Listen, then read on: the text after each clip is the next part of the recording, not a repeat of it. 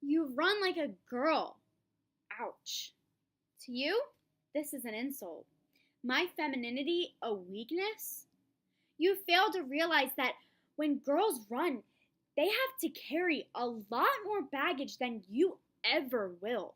Have you ever, once a month, had to go a day in your life while your insides bleed out simply because you have a body of a girl? Have you ever felt like your career won't matter since your purpose is supposedly to be a wife or a mother simply because you'll grow up as a girl? Have you ever felt violated by someone's gaze, someone who sees your clothes as permission or an invitation simply because you're dressed like a girl? Have you ever had to navigate all these obstacles while still being told to smile more? Girls aren't just running, they're jumping over hurdles every day, though you still consider our efforts to be inadequate. You run like a girl. Well, thanks. To me, this is a compliment. My femininity, a force to be reckoned with. This poem is titled Like a Girl and was made by Erin Linos. She is 16 years old and attends the Winster School in Boston, which is an all-girls school. It is amazing because she is so young, but can still point out everything wrong with how women are treated today in society. She was told by her teachers to write a poem about the rising issues people see today regarding women's rights, and that's exactly what she did. I, Madison Price, am here today at the 2018 Women's March for Rights to say we deserve better. Gender discrimination is a serious and present dilemma, especially in developing countries. Before I can discuss this prominent issue, we must address how gender is different from sex. As stated on the JICA website, body features account for sexes, but society affects how we choose to behave as men and women, which is known as our gender roles. Most communities have other expectations for women, such as being responsible for raising children and staying home to cook and clean. However, both men and women can partake in different roles. Societies have formed gender roles, ideas about what men and women should and shouldn't do. However, these roles cause issues between individuals and society. Many women around the world are not necessarily treated the same as men due to this gender gap. Women have fewer opportunities than men to learn, mature, and succeed. Gender inequality, or in other words, gender discrimination, pertains to unfair rights between male and female based on different gender roles, which led to unequal treatment in life. The term gender inequality has been widely known in human history since the beginning of time. The first Women's March for Rights was in 1848, and I stand here before you today in 2018 to protest again, and I will do it next year, and the year after that, and the year after that. The world today is distinguished by rapid transformations in all shapes of life that are globalization. This discrimination has been around for hundreds of years, and I say enough. We see this major gender gap within education. Many believe that the greatest source for a nation's strength is to provide equal education for all its students. All its students. However, are educators shortchanging female students? I believe the answer to this question is an undeniable yes. Education is an important tool, is the key to the growth of humanity. To obtain a high-paying job, one must complete school. And no matter what gender a person is, he or she has the right to express themselves to education like others.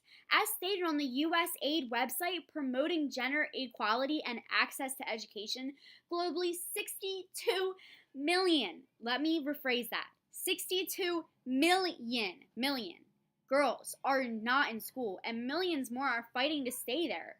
An estimated 100 million will drop out before completing primary school. Girls in developing countries face complex and often dangerous boundaries when trying to get an education. Even if they can attend school, girls often lack the resources and support they need to learn. This is an enormous issue women face today. Just because females can have babies doesn't mean they deserve less education and opportunity than males do. Additionally, there is gender discrimination that takes place in work environments. It is known that all humans of all different race, gender, religion are to be treated equally everywhere you go. This is known as social justice. However, this is obviously not the case in the United States. There are still many people facing discrimination because of how they look or what they practice, even their sex. Many of these cases take place at work. Women who work in the same place with the same position as men are not receiving equal pay compared to the male workers.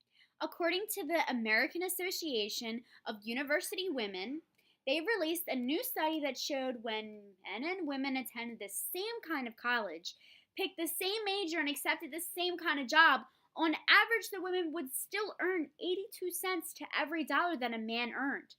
Typically in a year, a woman will receive less than $10,000 compared to a man who would work the same job only because of their sex. Men and women are both equally capable of working 40 hours a week or being a stay-at-home parent and caring for their children. It is unbelievably unjust that someone is penalized for being a certain gender and that a woman could be working as hard or even harder than a man and still make less than he will ever make. If people think that there is a country that believes we are ahead of our time, then how come we haven't achieved the full equal wages? Gender discrimination within not only educational fields but in general is the root of violence against women. Influenced by the historical and structural power imbalances between women and men, the author of the website United Nations Entity for Gender Equality and the Empowerment of Women said that violence against women and girls is related to the lack of power and control as well to the social norms that preside men and women's roles in society and condone abuse. Inequalities between men and women cut across public and private spheres of life and across social, economic, cultural, and political rights, and are manifested restrictions and limitations on women's freedoms, choices, and opportunities. I don't know about you, but I am not going to be sexually abused because I am simply female. Christine Hosher wrote an article in the New York Times describing in detail what had happened to a 22-year-old unconscious girl at a party.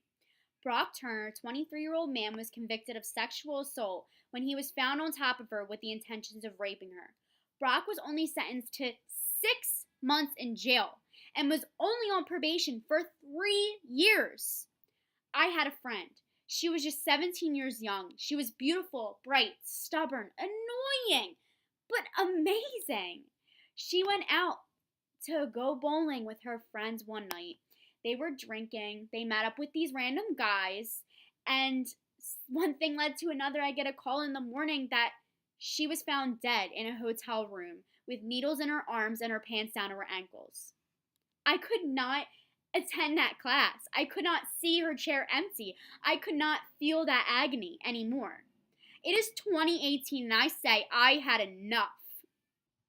Since 1998, there has been a total of 17,700,000 women who have been raped.